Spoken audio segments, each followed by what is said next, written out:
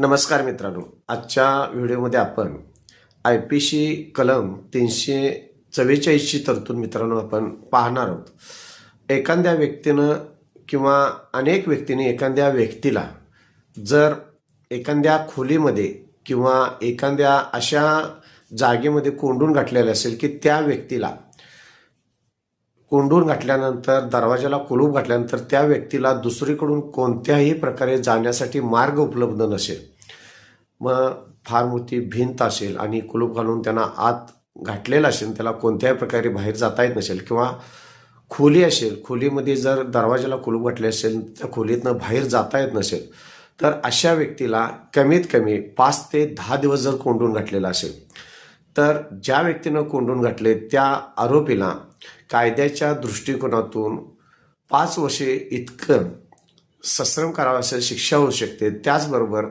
10,000 रुपये दंड होऊ शकतो आणि त्याचबरोबर द्रव्यदंडासुद्धा यात तरतूद मित्रांनो करण्यात आलेलं आहे।